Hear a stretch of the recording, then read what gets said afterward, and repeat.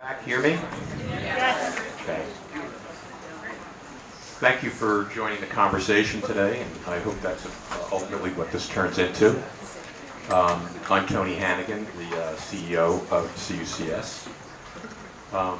Today, of course, we're talking about two large and long-term supportive housing development and services programs, namely New York City 1515 and the Empire State Supportive Housing Initiative, or ESSHI.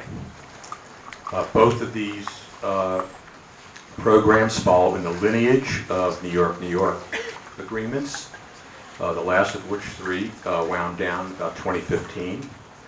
I think you'll find through the presentations and discussion that both New York City 1515 and ESSHI are particularly robust comparatively. Today we are very fortunate to have panelists who have significant oversight responsibilities for these initiatives. I'll introduce them now, but not give their full bios, just name and title, and then we'll do a bio with each presentation. So we have, make sure you keep hearing me because the room is not great for sound. We have Jennifer Kelly, Deputy Commissioner, Office of Supportive and Affordable Housing and Services at New York City Human Resource Administration. Moira, did I get that right? It was close enough. Close.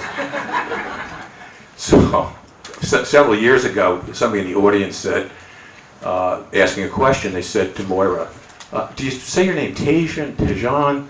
She said it the right way, and then she said, but it's my husband's name, and he's not here, so it's not that important. What is it pronounced? It's Tashjian. Tashjian, okay. Richard Umholtz from Moira, by the way, is the Associate Commissioner, Adult Community Care Group Division of Adult Services at the New York State Office of Mental Health. Richard Umholtz, the Director, Bureau of Housing and Support Services at the New York State Office of Temporary and Disability Assistance. And Gail Wolsk, Senior Director of the Office of Housing Services at the New York City Department of Health and Mental Hygiene. Let me just start by introducing Jennifer. In addition to her title, Jennifer is responsible for the overall administration and management of programs that secure, expand, and maintain the available stock of supportive and low-income housing for New York City's most vulnerable populations.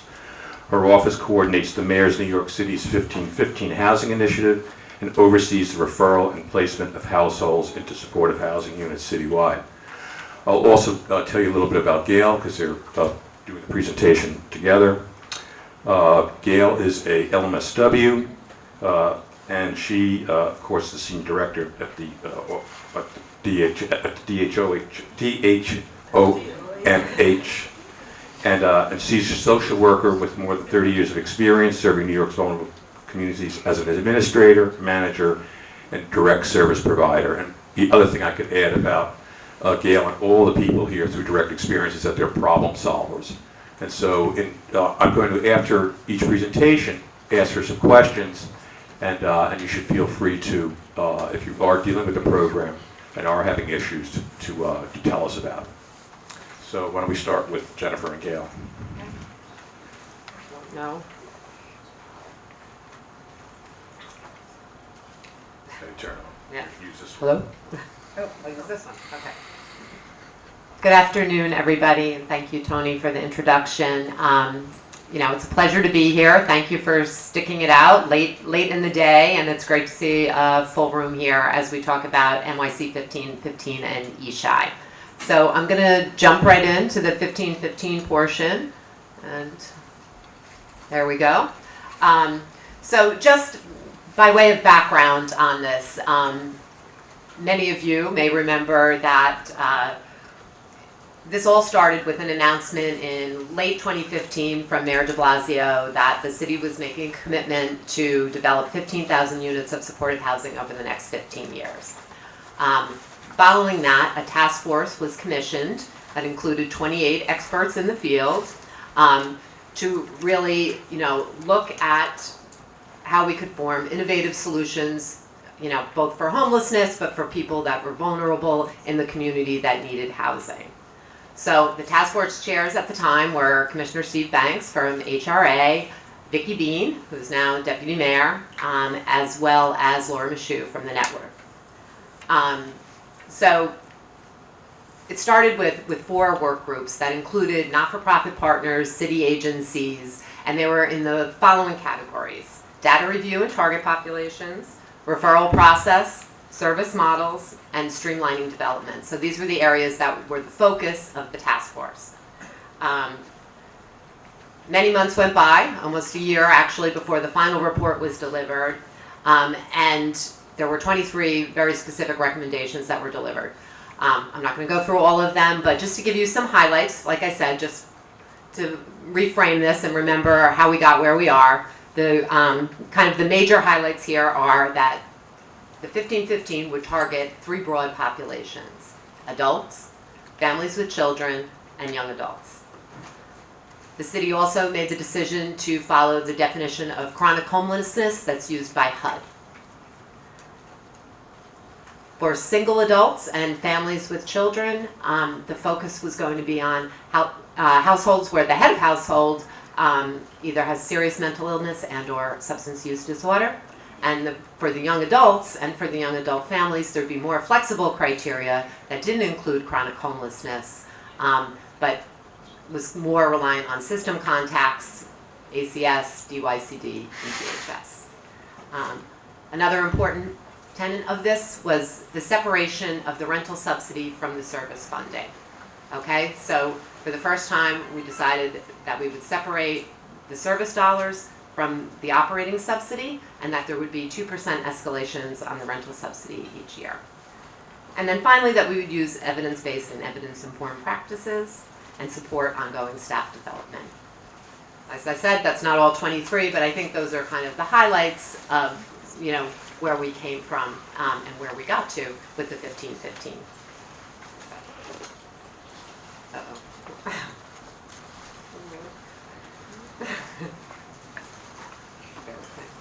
I just did this, yeah.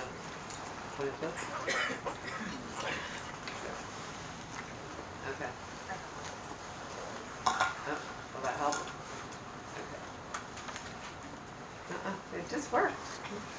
Bear with me a second.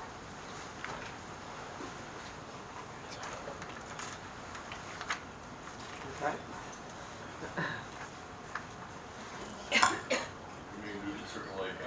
Yeah.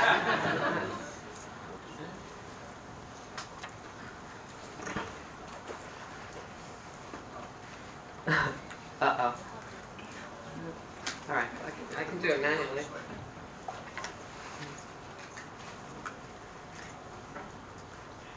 Sorry.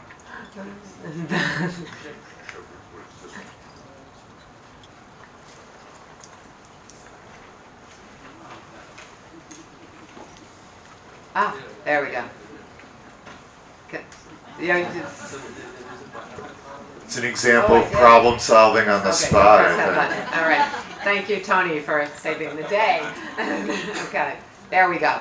Okay, so just recalling the timeline, right? So this is just really to highlight where we started, right? Late 2015, the announcement. In 2017, we issued RFP, another one in 2017.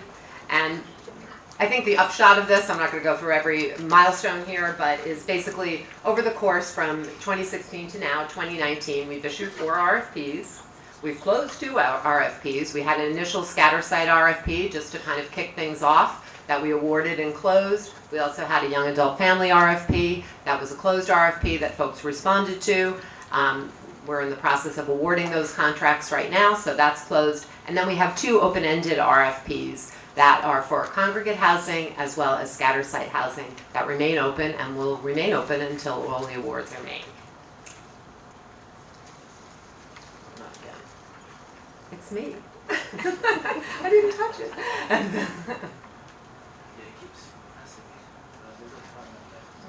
This one? I keep doing it? Don't do that? Okay. All right.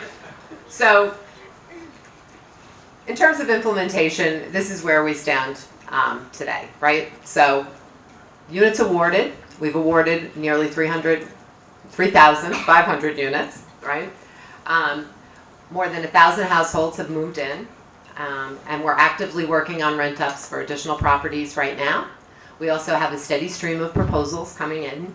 And I think one of the interesting things that we really want to highlight here is the populations. So we've, New York 1515 has really changed from the prior agreements in that more of the units were earmarked for families with children and for young adults. And I think what's great and really special about this is that people are really responding to it. I mean, at this point, let me just check my figures here. 22.4% of the units earmarked for families with children have already been awarded. And 17% of the young adult singles and 40% of the young adult families have been awarded. So, we made a change in the populations that we wanted to serve, and it looks like it was the right, based on all the data, all the work that the task force did. Obviously, this was a need, and people are responding to it.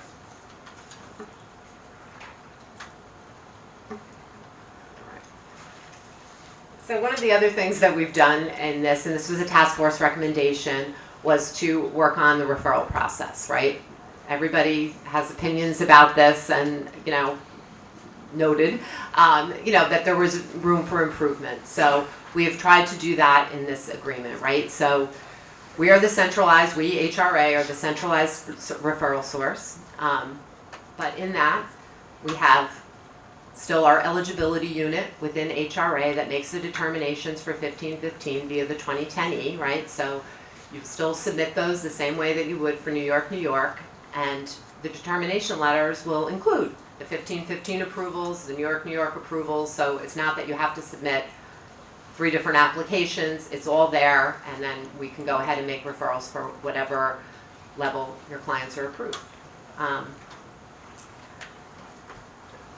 We conduct coordinated kickoff meetings, right, with you, with your staff, to try to streamline the process to support your rent-up schedules, meet with you, work with you back and forth, and with the shelters and with the homeless, the street homeless folks, to make sure that clients are getting the documents together, to make sure that your deadlines are being met.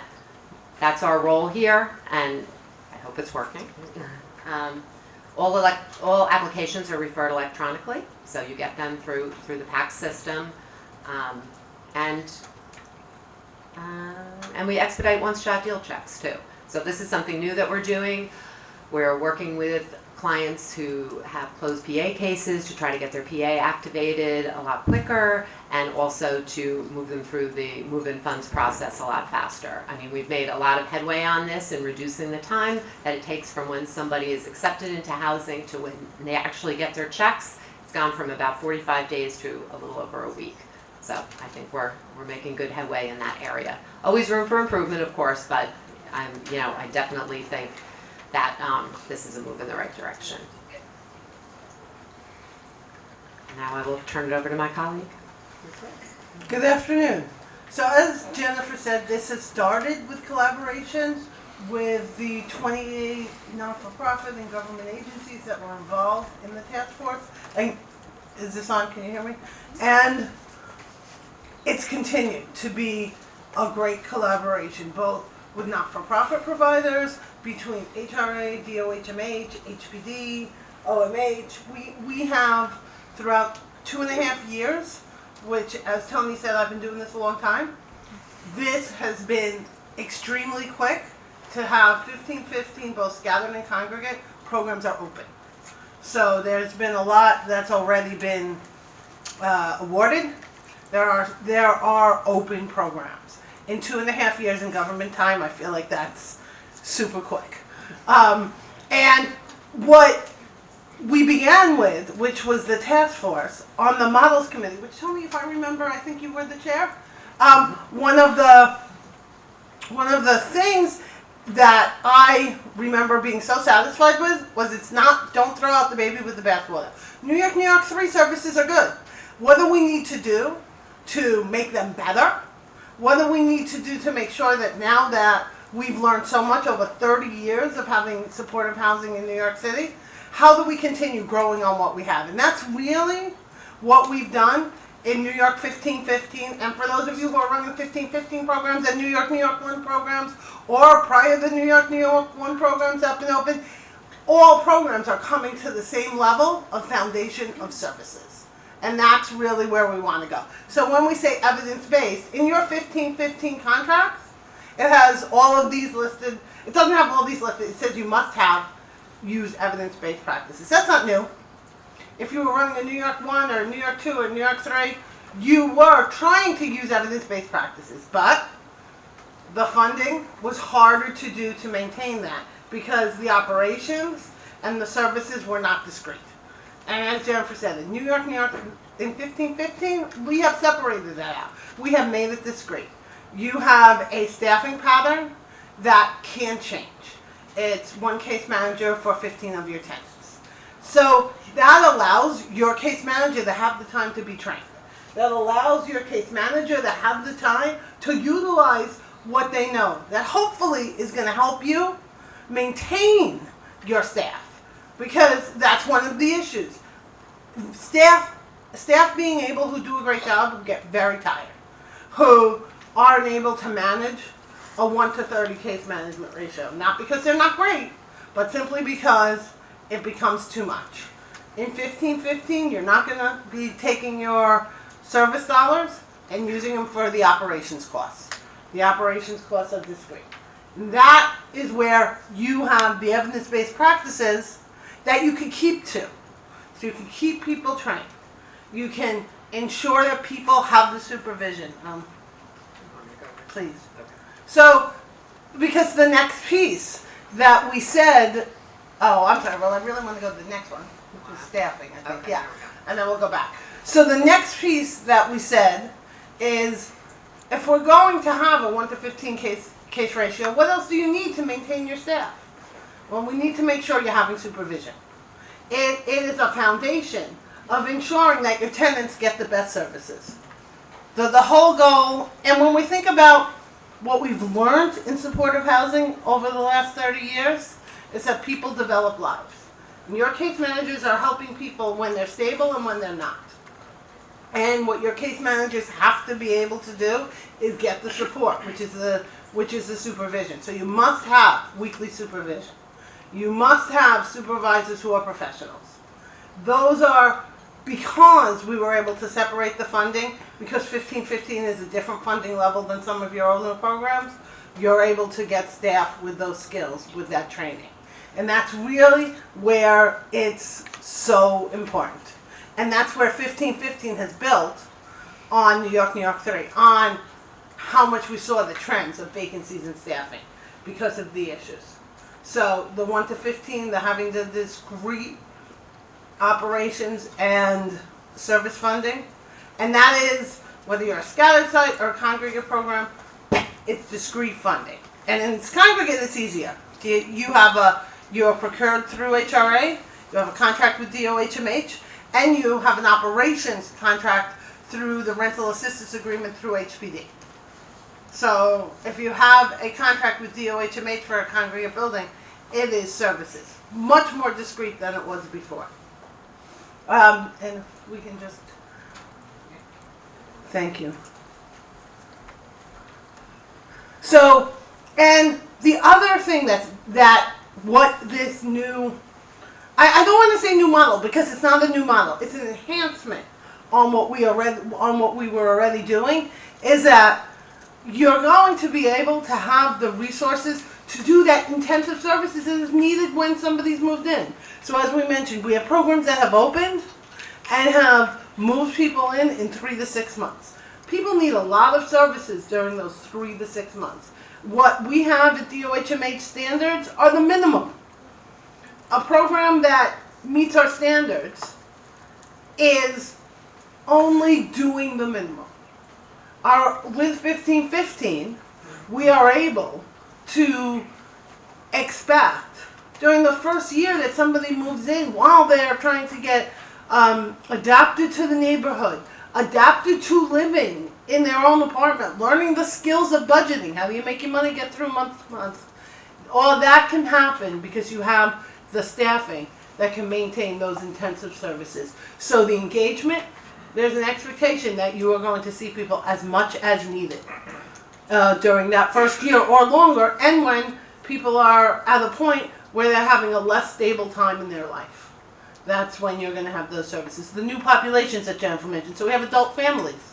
So you still have an identified tenant, a head of household, but if there's a couple, the expectation is that your services are going to meet the needs of that whole family. So that although the identified person, the head of household, is who you're serving, there's an expectation that you are having discussions about what's needed for the full environment. So it's very important. When we have young adults, we have a young adult scattered site, we have young adult congregate. Those services are meant to be much more intense. Those services are really meant to help those young adults learn the skills to move forward and to be able to help those young adults move towards more independence, but it is not time limited. So in New York 3, it was somewhat time limited because all our tenants have leases and cannot just at the age of 26 be told you must go. But there was more of a time limited matter. Here for young adults, the expectation is that all your services are to help them learn the independent living skills, and as that moves forward, there's going to be much more a sense of moving on.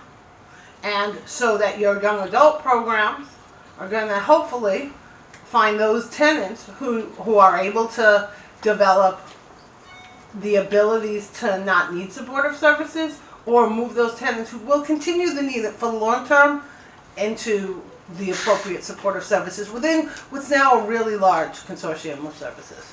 So, and for the family, for families with children. So what you'll find in New York 1515 is you're able to have educational specialists on your budget. There's an expectation that you're not only looking at the head of household, but you're looking at what are the needs of the children as the children grow. When you have a teenager who's becoming a young adult, there's planning for what are the next steps for that young adult within that family. So that's where 1515 has really grown from what we've learned in New York 3.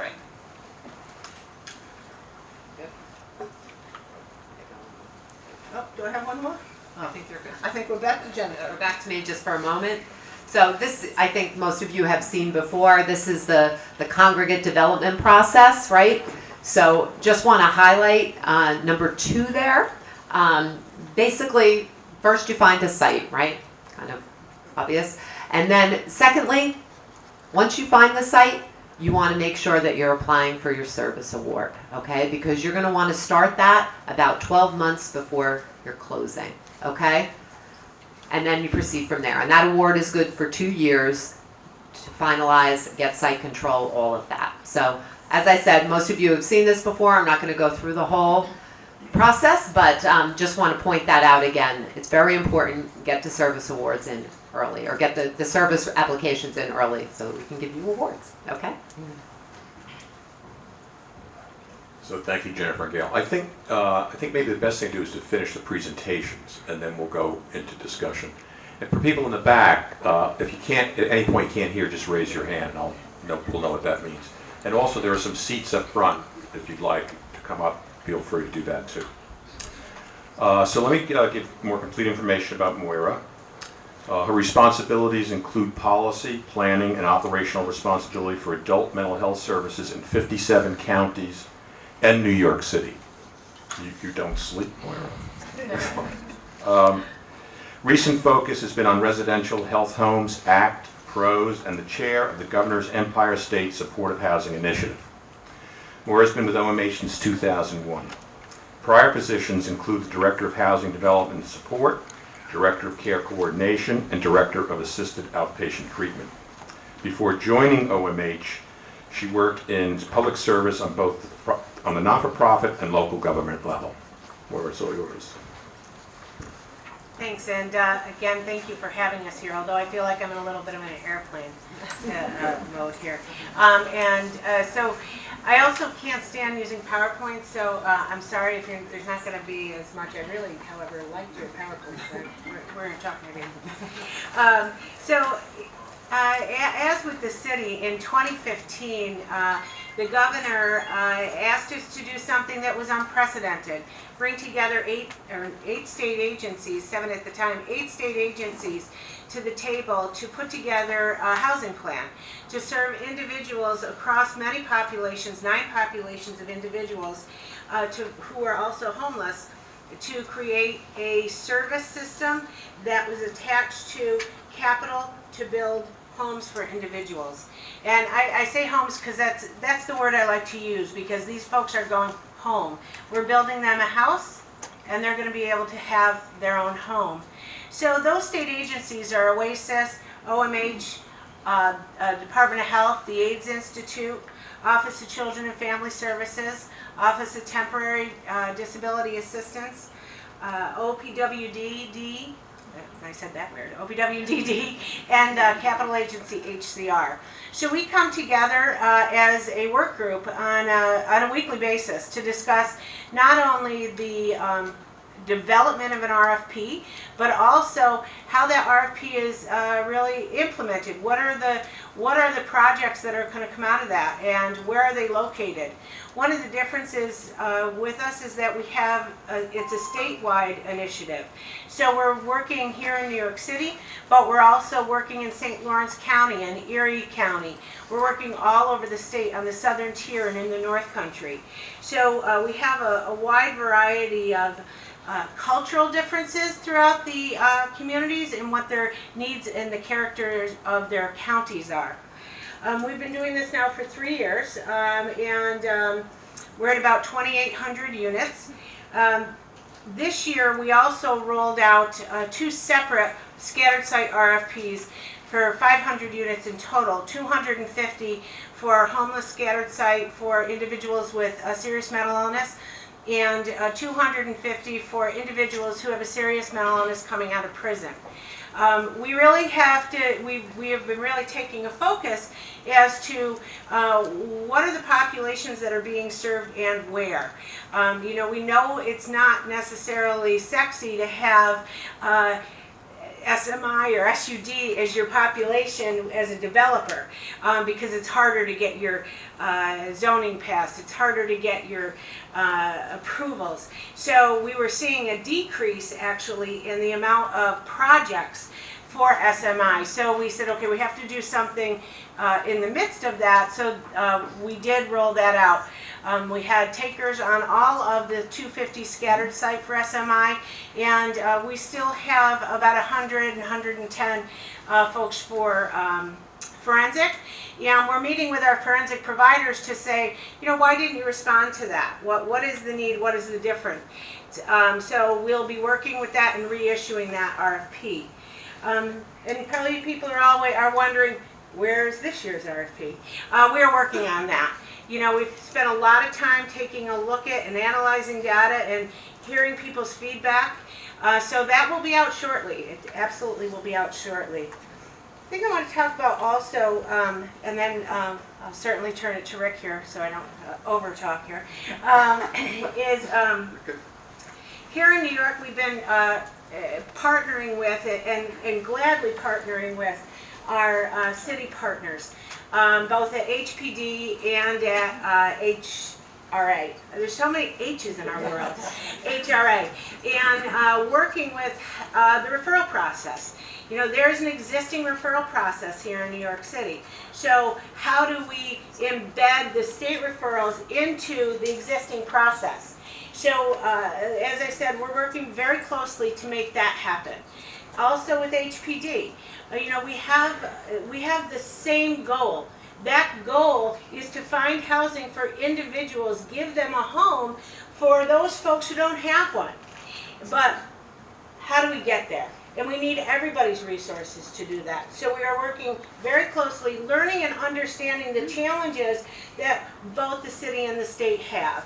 So that's been a very positive and strong working relationship as we work through those challenges together. And I thank you all for that. But we have the rest of the state as well. So in the rest of the state, there is a SPOA process or a process of referral, whatever the population is that is receiving the award. So that will be done that is done on a local level through the local government units and the continuum of care in those communities. Again, every county has its own character, it has its own needs, and it has its own homeless population that looks different from community to community. So why is it successful? It's successful because we're working so closely together. It's successful because we're not losing sight of the fact that individuals need a place to put their head at night. So that keeps us all moving forward to get this work done. And although at times, as I said, there's a lot of challenges and a lot of hurdles, but if we come to the table with a we can do it and let's figure out how we do it, then it's going to get done. Thank you, Moira. So let me introduce Rick. He oversees a lot of programs, and if I gave you all in acronyms, it would be very funny, but I won't do that. At OGDA, he oversees the administration of an array of programs to address homelessness in New York, including the Homeless Housing and Assistance Program, the Solutions to End Homelessness Program, New York State Supportive Housing Program, Housing Opportunities for the Persons with AIDS Program, Emergency Needs for the Homeless Program, Empire State Supportive Housing Initiative, and the Operational Support for AIDS Housing Program. In addition, Mr. Umholtz also serves as the interagency work group that administers the Empire State Supportive Housing Initiative. You sound overworked. Take it away. Earlier this morning, folks were in the morning panel that was here. They were commenting on it's kind of weird to hear your bio, and now in this seat, I echo that. So those that know me as Rick. I'm still Rick. Forget that stuff. So just by show of hands, I'm going to change this. How many have an ESSHI conditional award in the room right now? A conditional award. Okay. How many have a final award, have gone from conditional to final? Much smaller. How many want a new conditional award in the upcoming year? Very good. All right, just trying to frame kind of a little bit of where I was going with my remarks. I have absolutely no slides associated with what I'm about to say. Moira is exceedingly scared because we have not rehearsed, so she has no idea where I'm going with this conversation. A couple of things about ESSHI that I think from an operationalized or kind of a planning perspective. The first is historically we've released the RFP, as Moira mentioned, sometime around now, with anticipated awards to be announced, conditional awards to be announced in September. Moira mentioned that we're anticipating the release of that RFP in the upcoming weeks. We always have and continue to have the ability to grant extensions for a number of clauses or reasons if need be. The primary one we've done in the past is if there was a pending application under a capital review and that determination hasn't been made. So ESSHI, from an operational perspective, once you're granted a conditional award, you have 12 months to secure 100% of that capital financing. One of the true successes, if I'm wearing my HHAP hat or the Homeless Housing Assistance Program hat, is ESSHI has really solved which comes first, the services and operating or the capital award. You know, prior, if I look back 7 years ago and reflect on the HJP applications, it was a patchwork of quilting towards what that service is in operating. And one of the things HHAP asks you to do is forecast your 7-year operating budget, right? ESSHI really satisfies that side and creates a great deal of stability towards your planning of that capital adventure. So it really has stimulated an appetite for development.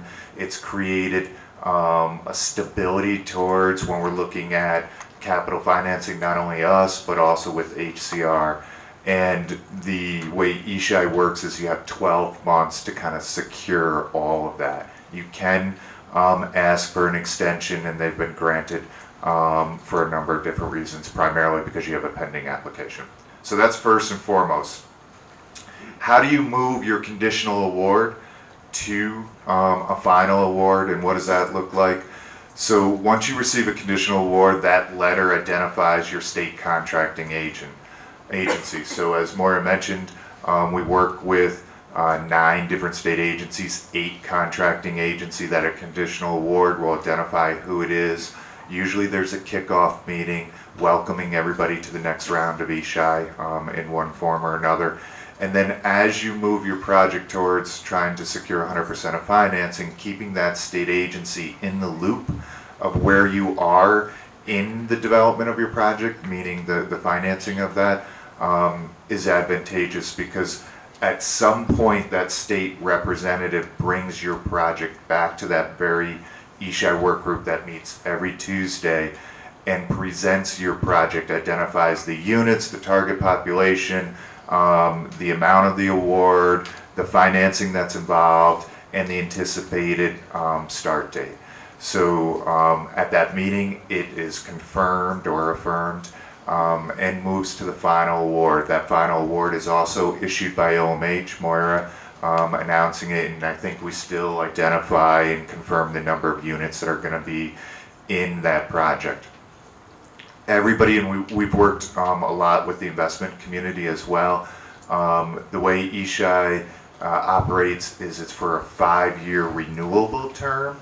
That 5-year starts, the start of the first year is usually commensurable with about 90 days before opening. So that allows for kind of the staffing and kind of getting ready to open the doors. And then the 5-year mark after that, assuming compliance and satisfactory performance, the contract would be renewed. So those are some highlights. I'm just seeing if there's anything I missed from an operational side. Often we're asked, because what's interesting, what's different from this year and the prior year being here is we were on the brink of releasing and making the funds available and committing to projects. As Moira mentioned, we have over 2,800 that have secured a final award. Projects, much like 1515, we have a number of projects that are open. So usually the conversation kind of transitions a little bit to, now that we're up and running, kind of what are some of the expectations? The expectations are do what you do best. Provide the comprehensive services. At some point we'll be out there to be with you and look at that project. Usually that's from the state contracting lens. And there's quarterly reports that most agencies require, and whatever the reimbursement kind of mechanism is, each state agency does a little bit different. This is where OMH and OTDA kind of have a different approach to how reimbursement is done, and that's largely defined based on our agency's guidelines or permissions that we have. So I think that's enough about kind of the operational side of ESSHI, and I really want to get to questions. But you mentioned a couple programs that I would be remiss if I didn't circle back to. Okay.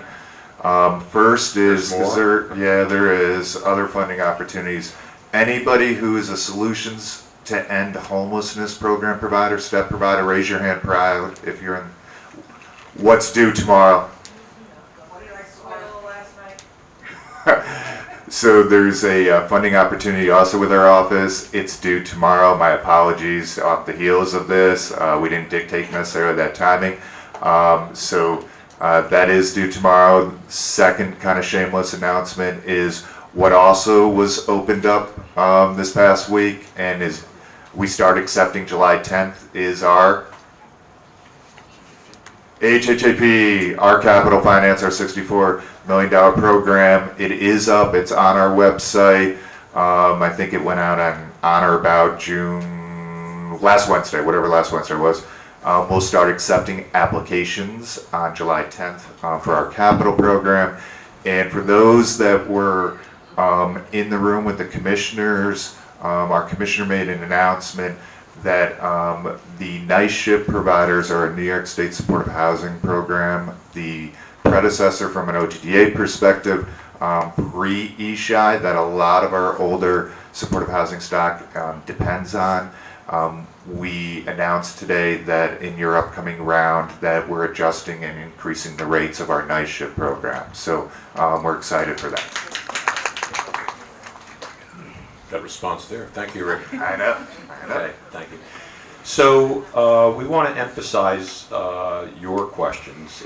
So before I get into the mix, would like people to ask your questions and get into a conversation. I don't know how we're doing this. Is it just people coming up to the mic, or are we going to pass it? Just come up to the mic if you have questions. So come on up.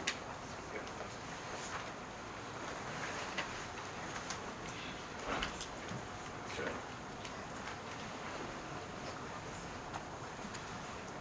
I have lots of questions, but You always do, Joan.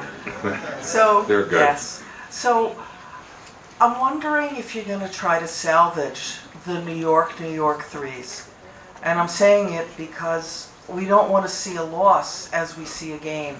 And the New York threes had a set funding amount that was both rent and services, and the rent has been eating up the services, and many providers are just not going to renew. So I think what's been done, first by ESSHI, in having the funding for the services available so that you could explain where they would come from when you applied for the capital, is an incredible step forward. And separating the rent and the service dollars means the services can continue. But what are you going to do about the old portfolios?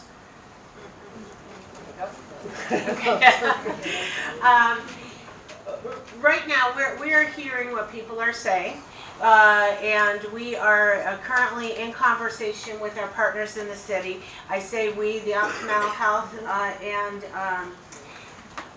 the DOHMH are having regular conversations, and we'll continue those conversations. We'll work together with the city and the state on that. That's an active conversation as we speak, with regular meetings to address just that topic. So duly noted. Thank you. Hi. I have a couple of questions. Introduce yourself. Yes, I'm sorry. Robert Sanborn, principal of Robert Sanborn Development. Work with a lot of nonprofits as partners in various types of deals. We want to talk a little bit about ESSHI and the understanding that the state has about what the allocation is to rent versus to services.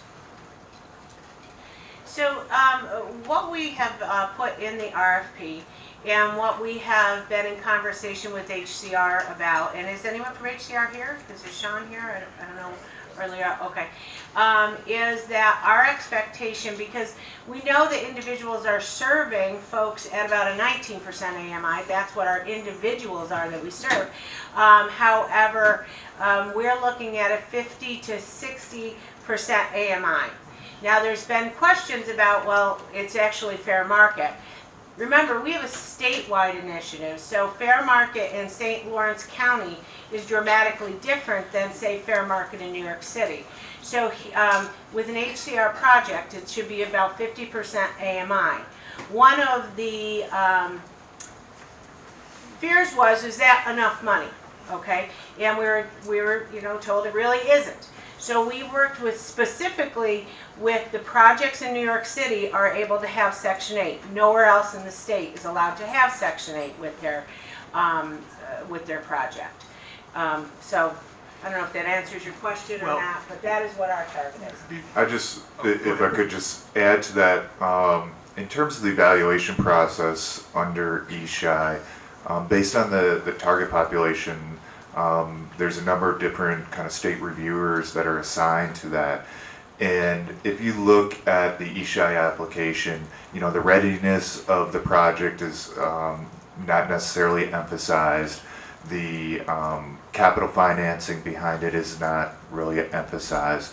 What truly is emphasized in there is the comprehensive nature of the services. And I know as one of the reviewing agencies, when you look at our target populations and the reviewers, they're really looking at that service package. Is it meeting the target populations? And to Moira's point, that service component is what is expected. And I think we all kind of shared that common goal of preserving it. Right, particularly, I think this may affect bond deals, and we're hearing from the city now, from HPD now, that rents are to be 2017 FMR. So that really cuts back on the services, and then it's a big issue, particularly with homeless seniors. And there's nothing as substantive as ESSHI for the homeless population, particularly as they age in place and services become more demanding, even with linkages. So there's got to be some discussion with HPD with regard to, I mean, they obviously want to put more debt on the property, for enclosed gaps and all that stuff, but there must be a way to organize that. There has to be at least a floor for services for these particular programs. As I mentioned earlier, there are a lot of challenges and a lot of hurdles, and if this is being brought up as a challenge and a concern, then we will have a conversation with it about it. Certainly, we talk to Molly Parks over at HPD frequently, and we will continue those conversations with all of our partners in the city. Great, thanks. Thank you, Robert. Could I also just, no, come on. Oh, it's just, I think the microphones, these microphones are better than that one, so just make sure your question is loud enough so people can hear. Sure. Hi, my name is Kathleen Cash. I'm from Street Work Project. I asked a similar question in the one with Commissioner Banks, but I wanted to ask this question to Commissioner Kelly. So you had mentioned expediting move-in funds and opening PA cases. So I'm working specifically with the runaway homeless youth population. So they're coming from DYCD contracted shelters, drop-ins, or they may be street homeless. So what we're doing is we're escorting clients to the center to apply for move-in funds, and then what's happening is we're speaking with the worker says they'll follow up in a week, and then we don't hear anything from the worker, right? So then the rep from HRA, from the Office of Supportive Housing, is asking us to follow up with the center about the move-in funds. So we follow up with the worker, can't get the worker, call the AA, can't get the director, and it doesn't seem like those systems are connecting at all. So is there a way for those systems to connect to make that a smoother process for this really young and vulnerable population? And just in a specific example, we have a young person who's currently in emergency youth shelter. They applied for PA. They can move in as soon as their PA is active due to a tax credit. When we tried to advocate for emergency expediting, we were told that there's nothing we can do and the young person needs to wait 45 days. So now they're staying in emergency shelter instead of moving into a permanent residence. Okay. Yes, I heard you asked that question earlier. So, I mean, I'll probably give you a similar answer, but what I can say is we've done a lot of work with our own system, because in DHS, I mean, this was the same situation. And, I think what we need to do is really look to expand it to assist our partner agencies, right, DYCD and ACS, to try to assist you guys in expediting this, because I recognize that it is a challenge, and, and that you are dealing with a vulnerable population. So I think we can have ongoing discussions. As I said, we've made some definite improvements on our end. Very much what you're describing was the norm before. So, we can work with you around that. But I think, really trying to, designate appointments for folks and make sure that there's follow-up is really the key to this, and we can work with you on that. And just for the specific example with the young person that's waiting 45 days, is there any further advocacy that can be done so they're not staying in a shelter bed that could be open to someone else? I mean, I don't know the specifics of the circumstances. I mean, maybe, right? But I can't really say for sure without knowing. I don't know why this is necessarily a 45-day, but we can look at it with the team, okay? Great, thank you. Sure. Thank you. Hi, my name is Jill Westmacott. I also work at Street Work Project, but I have a different question, also probably for Commissioner Kelly.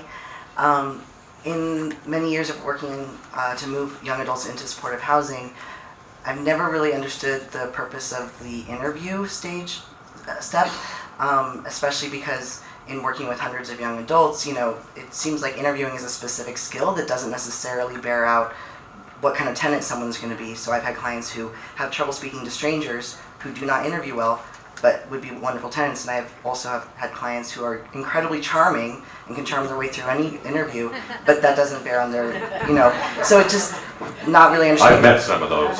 So, it goes both ways, and I don't fully understand the purpose of the interview, but as long as we do still have the interview as a step before someone can access housing. My question is if there can be an appeals process for interview rejections. So also in the years of doing this, I've had clients who were rejected after being interviewed, and the reasons that were given were factually inaccurate. Like, I could actually point to the reason you're giving does not actually, maybe you mixed them up with someone else. I don't know what happened, but it doesn't apply to this client. I've also had clients rejected for reasons that are flat out discriminatory about their age or their gender identity, and it just, but there's no appeals process. There's nothing that is done.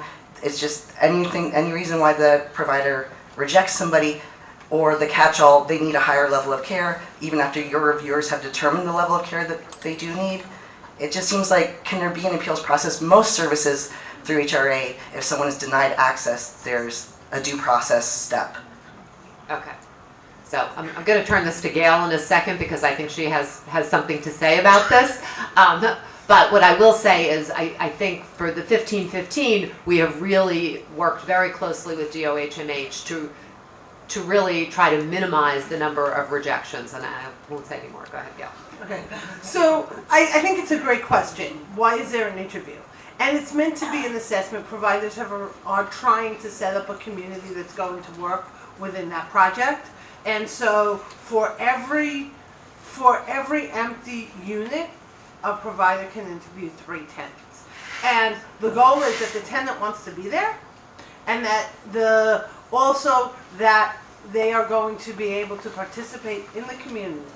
So a provider, if somebody is turned away for a different level of care, call either us, if it's a DOHMH program, OMH. A tenant, there should be no obstacles, right? So you cannot not accept a tenant because they showed up and they were intoxicated. That tenant deserves a second interview. If there's something like different level of care, call us. We will investigate that. Now, the issue is, will that tenant still get in? It's an empty apartment, somebody else, the second person who came in. So there's the logistics of it that don't always help the applicant.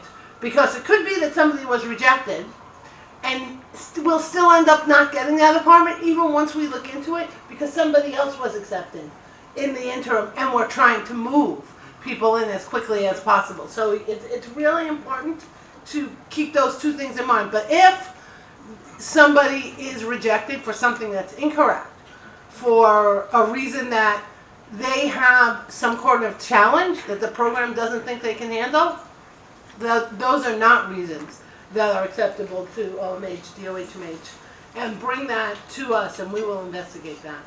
And that's really, I ditto everything you're saying there. You know, we also get comments from people that, you know, folks are being denied because they don't have insight, you know, and that just makes my skin crawl. So what we're taking a look at is what are the denial factors and why are people being denied. So certainly you should be given due process as well. I agree. Second chances. And, you know, maybe somebody is not comfortable going alone. So bringing their, whoever their person they're comfortable with attending that session with them. Okay, thank you. And so just the practical next step is that I'll get both your contact info, and when people are rejected, I can reach out to you. When people are rejected, For a right, reason. for a reason that's not acceptable, there are going to be, and it's not an appeal. So that, I think it's really important to understand because it's not the same process. Because the unit could be taken by somebody else. So that's, you don't want your tenant to feel like they have another option to get in. They may not. It's a process that we don't yet have a system in place to be able to do it as an appeal. I just want to add one thing too. I mean, just, you know, hopefully you know this, but I mean, if someone is rejected, if it's not a good match, I would rather think of it that way for whatever reason. Either the client doesn't want it or the housing provider doesn't feel that they would be a good fit. I mean, that's not going to stop us from referring the client somewhere else. You know, understanding it can be disappointing and all of that, but, you know. But also understand there can be a year between interview referrals, and so it prolongs street homelessness. Understood. But also, you know, having an explanation for that person as to why they were rejected. It may be the composition of the building itself, what their needs are, may not kind of gel with everything else that you may have no idea about that's going on in that building and program. So we don't want to set that individual, the agency doesn't want to set that individual up as well for their own difficulties. So there's so many factors involved. So Thank you. Thank you. Hey, Joanne, that was thoughtful of you, Joanne, to get back on the end of the line. You can ask all your questions now. You're not... I was sometimes well behaved. So I want to focus on people who are coming out of prison, especially. And I'm very concerned about an overlap issue. And I think 1515 is a brilliant program, and so is ESSHI. But 1515 requires chronic homelessness. I was on the task force. I fought bitterly, saying, please let the vulnerability index trump the chronic homelessness requirement. Because if somebody's coming out of prison, they are by definition ineligible because they're not chronically homeless.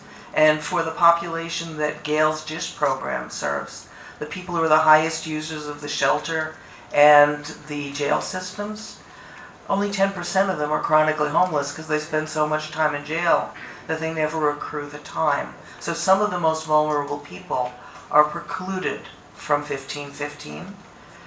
And ESSHI in New York City, as you know, really only works if there's Section 8. But we just had a situation in the Bronx project we're going to be opening in 2 years, where we were told by the city, if you have ESSHI, we won't give you Section 8. And what that means is that if you overlap ESSHI and 1515, if people can't do ESSHI in New York City, there is no place for people coming out of prison who match the kind of population we're seeing at our castle.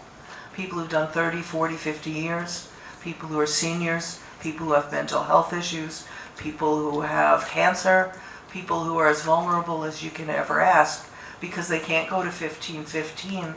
And I'm fearful that people won't take up ESSHI in New York City if they can't manage the issue of Section 8. again, I think we'll follow up with that because I don't know why that was a barrier, so we'll follow up with that.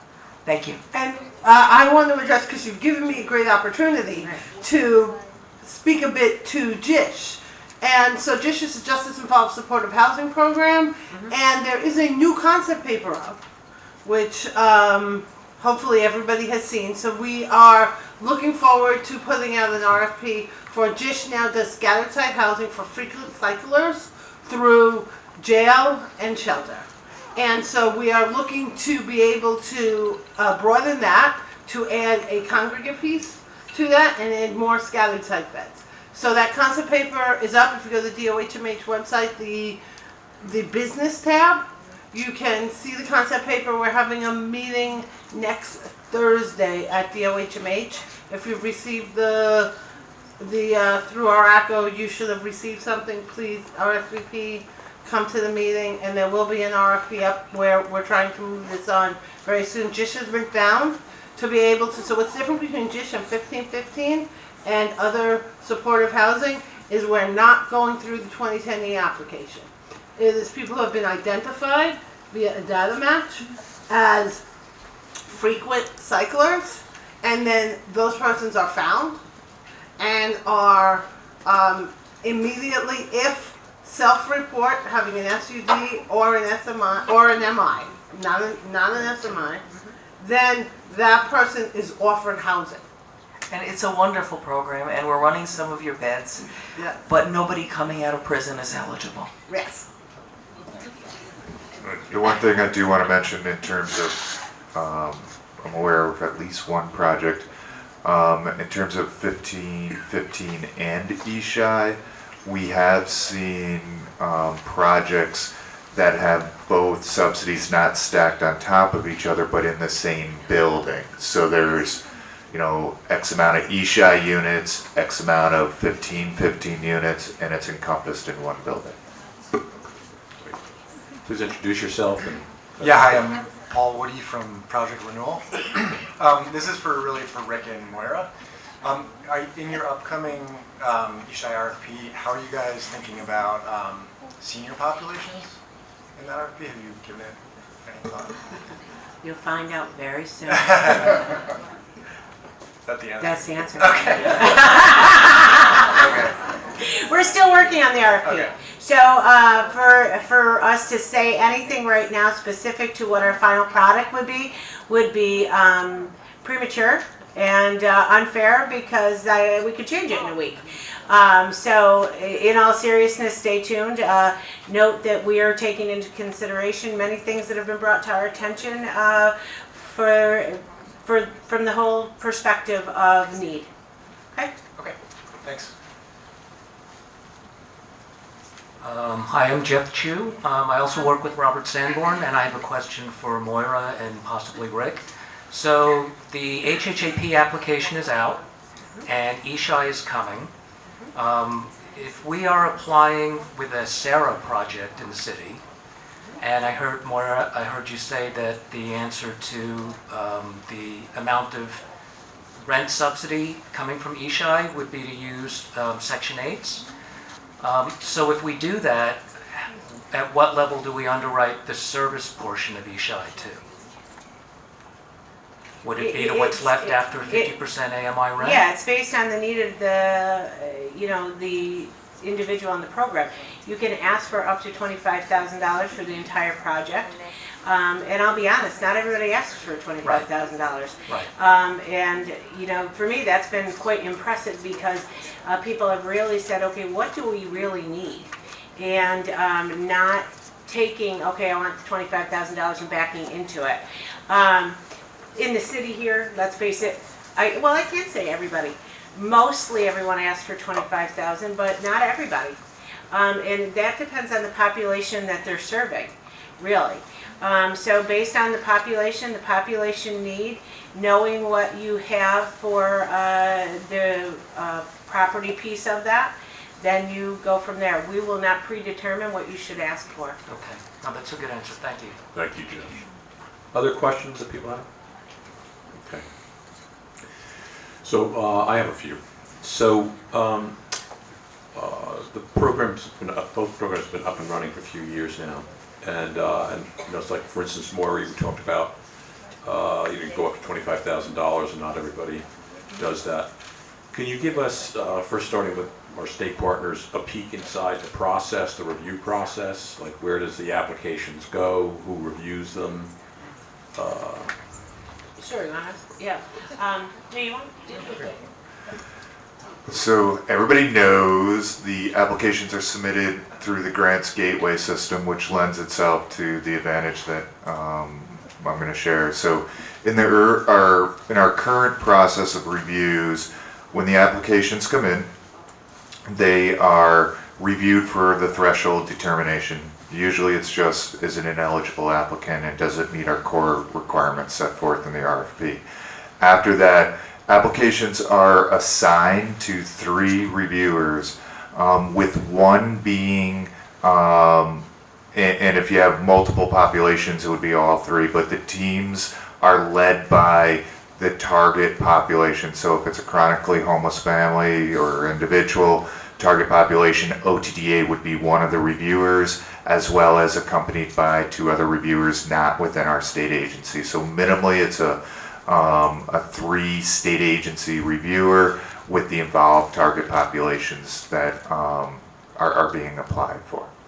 Can those populations change over time within a project, or do they stay the same? After the project is made permanent, it cannot change. Okay. How about on the city side? What a peek into your process? So similar, except that we have 3 standard agencies reviewing the application. So to date, I think we've received about 83 applications. A representative or representatives from HRA, DOHMH, and HPD review all these applications.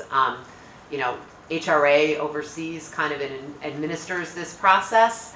You'll get the award letter from HRA, and ultimately the contract will be transferred to DOHMH, and they will do the monitoring. So it's pretty straightforward.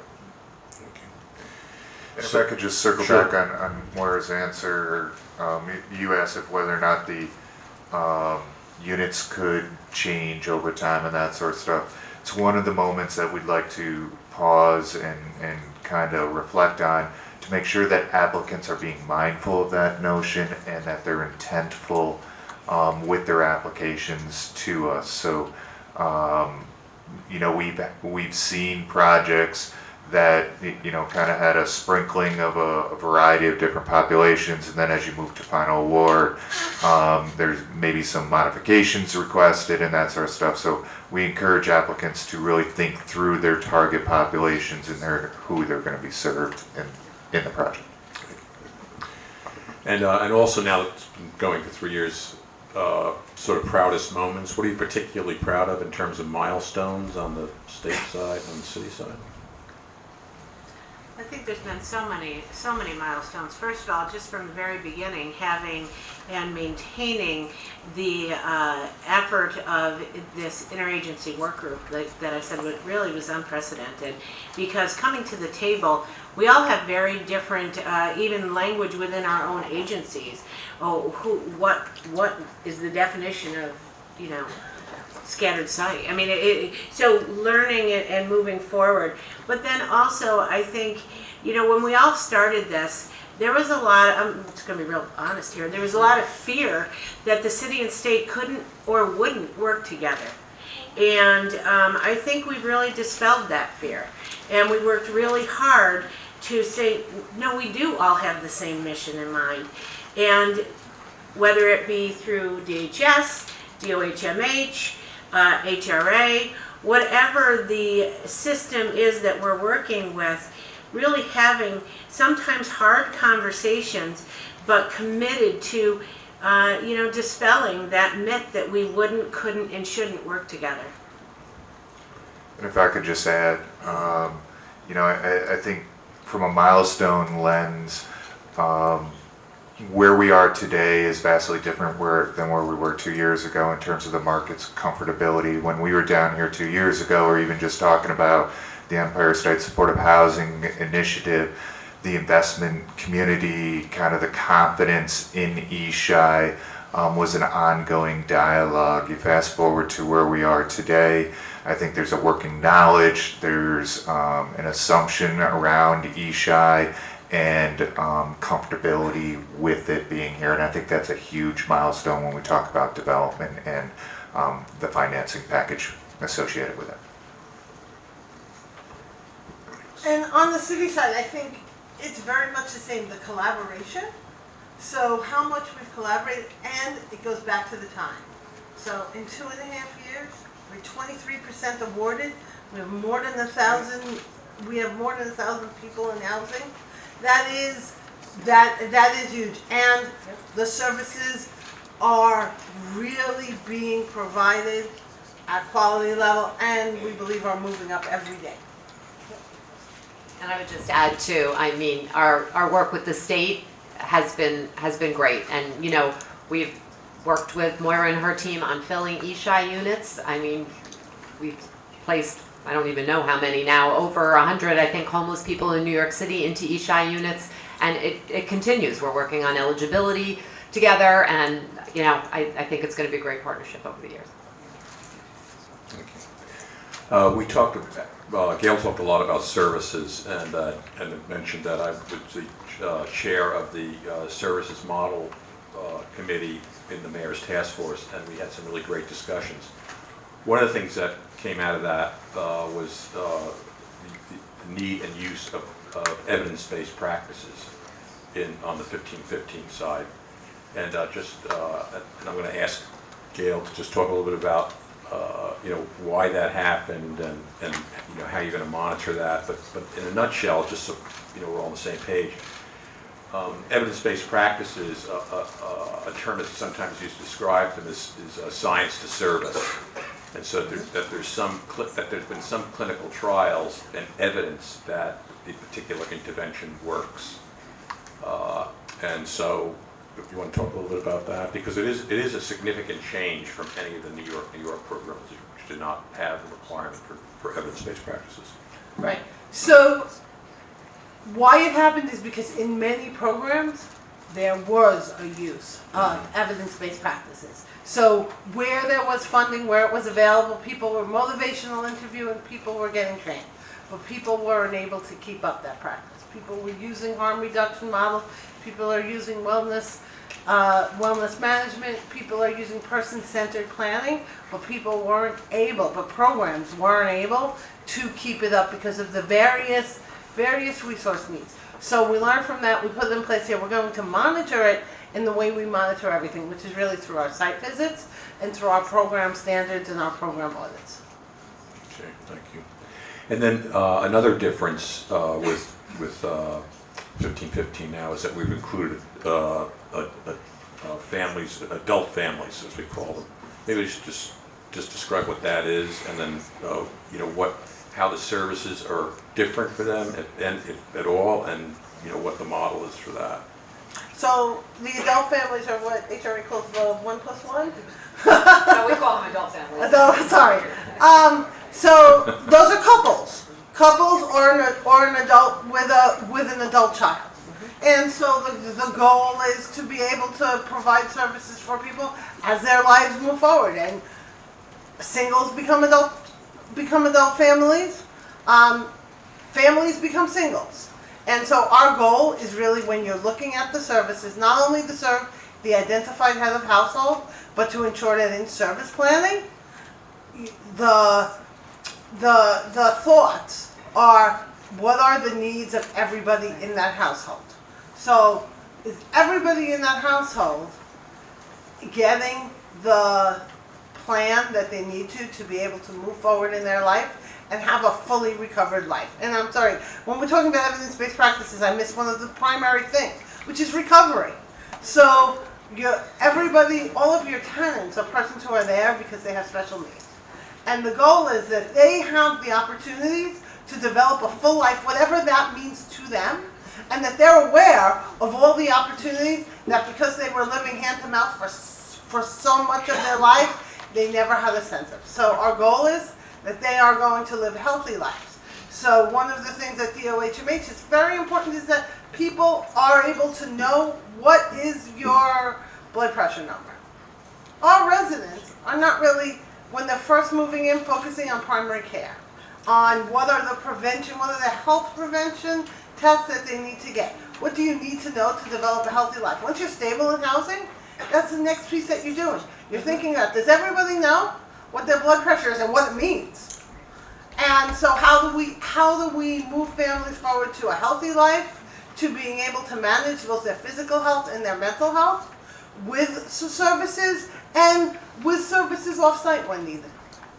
I just want to add one thing on the adult families. I feel like this was kind of like the forgotten population for a while, and we really made an effort to carve out a number of units for them in the 1515. We've done a lot of training with shelters that have adult families there, because they traditionally haven't really applied for supportive housing, and people need to understand that, if they're both adults, either one can be the head of household, right? Because the head of household is the one that has to need the services. So, it's thinking about that so that you can get people the services they need. On the evidence-based practices, I was particularly interested in getting them in because they're manualized. So, in other words, there's a fidelity model for them, a songbook that you follow. And so, as opposed to case managers or whoever kind of making it up as they go along. So so staff ultimately appreciate that, and so do the consumers of service. Let's talk about the referral process. Maybe on ESSHI, so what is the referral process? How do you handle that? How do you handle the geography issues with that? As I was saying a little earlier, it depends on where you are in the state. So if whatever the referral entity is in your county, whether that be the COC directly or a single point of access, or the local, say, OPWDD office, whatever that referral entity is, the ESSHI is just built into the existing system. Here in New York, What we're trying to do and what we are moving towards doing is not creating a parallel process, but embedding into and expanding the existing system here in New York. So we're continuing to work with Mike Bosket and his team, and he has met with a number of our state agencies' representatives to ask, what does it look like? What is the referral eligibility? So we can create that process. In the meantime, we're kind of patchworking it through and using, DHS, HRA, and it's so far across the state, it's working. It's working well. You talk about what are the successes and what are we measuring. That's kind of our next step. What are we measuring? And looking at our matrix and making sure that there's some common denominators, because we're working with so many different populations of individuals like yourself, but someone who is, say, referred because of domestic violence and they don't have a home to live in, versus someone who's coming with an SMI, an SUD, or if they are a chronic family, they're going to, we want to have some similar measures because we know overall their needs are different, yet there is a foundation of home and stability that we want to make sure we're measuring and looking at. Why is it working? And if it isn't working, why isn't it working? Want to talk about your referral process? Sure. So, we have an infrastructure, right? We've had it for years. It started with, I think, New York 3, and we've really built on that with the 1515. So, I think for those of you that have worked with us, you understand that, it's kind of very much written in stone. We meet with you. We try to, we don't try to be. We are flexible, right? We are flexible with interview scheduling and all of that. I mean, our goal really is to get the units filled expeditiously for sure, but also to make sure that it works with your schedules, with things that you need, and that we can support that. And to Moira's point, I mean, we have worked on ESSHI. We have patched some things together because of various levels of eligibility, but it works. I mean, ultimately, we all have to talk and compromise and come together and figure out how to do this to make sure that the building gets the referrals that it needs. But we've done that, and I think we've been pretty successful on a number of projects. Can you talk about how you monitor and evaluate your programs? So the 1515 programs are held to the DOHMH standards, the 1100 series. So the expectation is that there's a 1 to 15 case management ratio, as I mentioned before, and that there's weekly supervision on top of that. There's an expectation that people are seeing at minimum, and I really want to be strong as at minimum. There are going to be, when people first move in, our expectation is you are working intensively with your tenants to help them become adapted to housing, to help them become stabilized in housing. So when we say we've grown from New York 3, what we really want is people to be stable in housing. And what does that mean? That means that they're paying their rent on time. That means that they're able to think about the other options, able to be physically healthy, able to be mentally healthy. That is really what we're looking for, and we hold programs to the standards. We have 2 site visits a year, and we have the program of review and evaluation that goes out. If you have a contract, if you have more than one contract, it could be once every 3 years. If you only have one contract, it's yearly. Do you guys know? In terms of ESSHI, really kind of the coordination and collaboration starts at the application stage. We bring the involved state agencies together in the review process based on target populations, and then it's sustained throughout the project's life. So during contract development, in terms of oversight, if you have one of our partnering agencies, target population part of it, they'll review the contract. We share quarterly reports when the project's up and running with our sister agencies, And then from the actual site visits and monitoring, which is part of our oversight, we'll collaborate around that, and we usually go out together from that site visit and kind of share results and field observations from that perspective. I would just add to that, each contract will have contract deliverables. So the deliverable, if it's coming from, say, OASIS versus OMH versus Department of Health, they have their own contract deliverables. So they're measured against those deliverables, as well as the list of expectations for the population being served. So, for example, if we have a supported housing program and OMH holds the contract, but the project, say, has 30 SMI units and 10 DV units in it, our expectation is that agency coordinates its service and its experience and expectations around each population. So that's when we would go out together, we would share reports before we went out, because we wouldn't just measure it against OMH's expectations, but it would be OMH and OPDVs. But it does tie back to what's in the contract deliverables as well. Okay, thank you. So just one more question for each. So I don't know if people realize it, but HRA handles the procurement, and then DOH-MH handles the contract management. Could you just talk a little bit about that and what the handoff looks like? And So it's been a great collaboration. My team and Jennifer's team are, if not daily, at least every other day, working together on 1515. HRA is procuring the proposals, as Jennifer mentioned before. The review committee includes DOH-MH, includes HPD, includes HRA. From the minute that we start having a stakeholder meeting to get the contract in place, HRA and DOH-MH are working together. Everything's aligned, everything's in coordination, and you're working through DOH-MH to HRA to get all of the documents in place. Once all of the documents are in place, HRA sends them over to DOH-MH, and DOH-MH does the final registration. Throughout this whole process, you're assigned a program specialist on the DOH-MH side who is going to be providing technical assistance throughout the life of your contract, and they're starting with you at the moment of the contract initiation. And even from once you're awarded, the expectation is that you're going to start keeping in contact with HRA and DOH-MH, so that we need to register, we need to start talking to you about contract registration early. It can take a long time, as everybody here knows.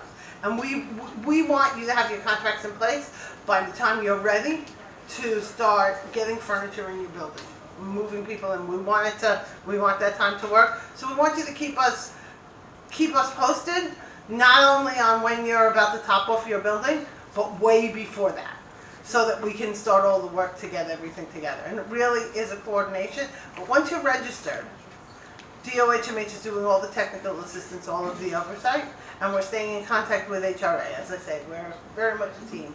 The only thing I would add, so we'll be all over you during rent up, right? So we do that. HRA does that. So, but the great thing on the 1515 is DOH-MH has been participating in our rent up meetings, our weekly calls, and coordinating that we do so that everybody's aware, and also kind of goes back to the rejection question that you raised earlier, Joe, so that they're aware. Like that wasn't always the case. So we really are working as a team, and then, once the building's filled, you're rid of us until you have a vacancy, and then you'll just be working with your program specialist at DOH-MH. thank you. It's a very good, as Jeff said, so especially when we're trying to do a quick rent up, Jennifer's team is talking about the rent up. We're talking about how are you serving those people during that rent up. And when those things sometimes don't align well, we all, HRA, DOH-MH, and the provider, all work together to ensure that does move forward. Finely tuned twin engine approach. So just, I noticed, and this will be the last question, I noticed that when we were talking about the process from going from conversion to conditional to permanent, there were some like people were like, oh really? So could you talk a little bit more about that? So for instance, how do you move from conditional to permanent? How much capital do you have to have in hand? If you have 95% of your capital in hand, does that move you to permanent? Have you had situations where funding gaps have prevented moving from conditional to permanent? How does that get handled? Do you want to take it or you want to? It's usually what we do. We thumb wrestle. In terms of moving from conditional to permanent, if there's one takeaway from today is make sure that you're in constant communication with your state contracting agency. That's kind of your guiding star in working it back to the work group. But up front, there's a 100% capital expectation that you're able to show the total project costs and 100% of the financing committed, whatever form of documentation that may look like depending upon the funding source. Your state contracting agency takes it back to the work group. They then lock you in, if you will. Have we experienced, I like the second part of the question, have we experienced a funding gap post lock-in or final award? We sure have. I'm mindful of a couple of years ago when there was an administration change and some tax credit in the market kind of hit a nice little speed bump, so to speak. So from an ESSHI perspective, we really largely take our lead from the capital resources. So post lock-in, after that, if there's an experienced kind of turbulent period with the financing, as long as the capital is remaining while we work through those hurdles, ESSHI is standing by its commitment. In all of the RFPs, the time that we would rescind our ESSHI award is when capital is being rescinded or being walked back by a particular state agency for cause, so to speak. So Which we haven't had happen yet. Zero instance of that. I tell you. So I don't know if there's anything additional. I think the only additional piece would be about the extension. Individuals can come to the work group and ask for an extension because they are waiting on the results of an application, but they've already applied for everything, or they're waiting for a capital round to come out. And then based on what the request is and where they are, we'll either accept or deny the application. I would say of everything we've received at this point, we've accepted 98% of the extensions requested.